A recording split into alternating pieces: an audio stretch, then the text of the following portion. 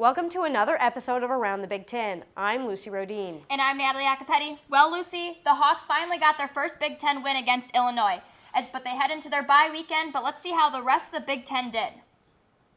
Maryland tried to keep up their momentum this season, going against the Ohio State Buckeyes. Their talent was too much for the Terps. JT Barrett threw 3 touchdowns and ran for another in the first half alone. But the credit to the game goes to the Ohio State defense, who held Maryland just to 66 yards. Ohio State easily won 62-14.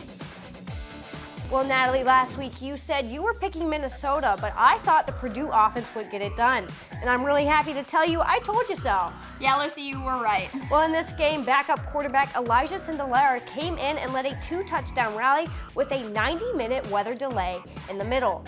Minnesota went into the fourth up by 2, but with 1:17 left in the game, Purdue got a go-ahead touchdown, giving them a 24-17 lead.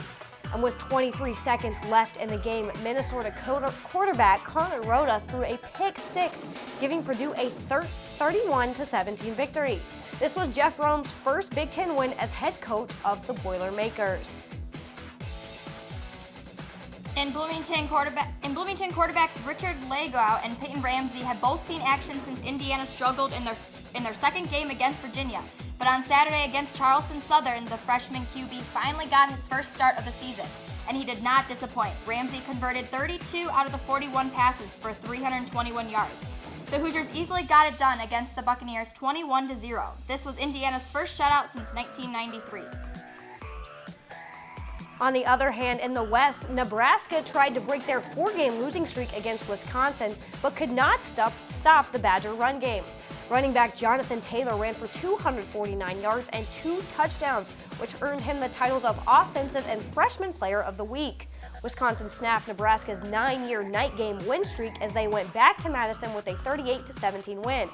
And as always, we give you a Tanner Lee interception update.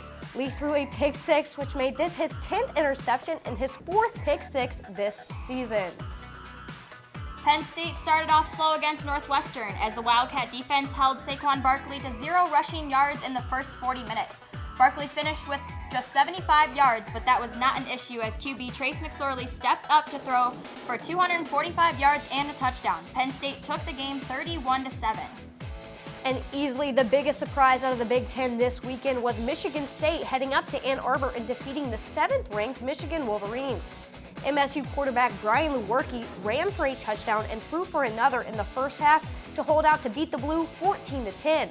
Michigan had an opportunity for a go-ahead touchdown, but could not get past the rain or the Spartan defense, and the Wolverines picked up their first loss of the season.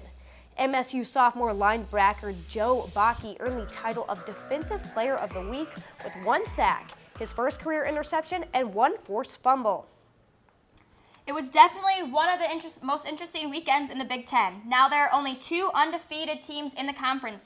Lucy, what do you think about how you saw this weekend? Well, I'm sure you guys are all sick of me talking about how good Purdue is looking, but I mean, they beat a tough team in Minnesota and their offense looks really good. Northwestern proved that Saquon Barkley is stoppable, but it also showed the Penn State offense is really good. And Michigan State, they're the surprise of the Big Ten. I mean, I was really upset when Iowa lost to them, but beating Michigan makes Iowa's loss look a lot better. Yeah, Lucy, I agree, but here's what's happening this weekend. Rutgers will try to capitalize off their bye week as they head to Champaign to take on Illinois.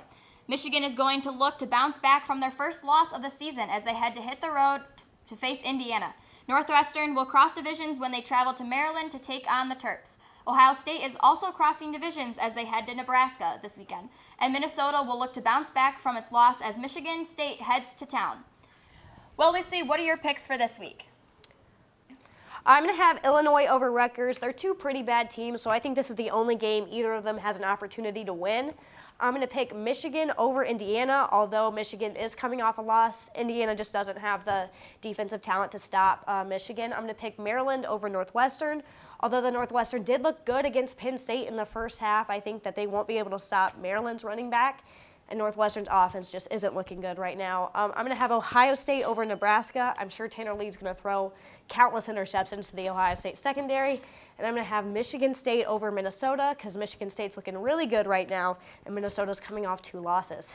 But Natalie, who do you have winning this weekend? Okay, well, I would agree with all your picks, but I do think Northwestern is going to beat Maryland. But I think their offense is actually doing well, so I think that they're poised to be actually having a good game. Well, I think Maryland's going to win. So tune in next Monday when we'll have results from those games and more. And be sure to watch Daily Iowans TV live every morning at 8:30. Thanks for watching.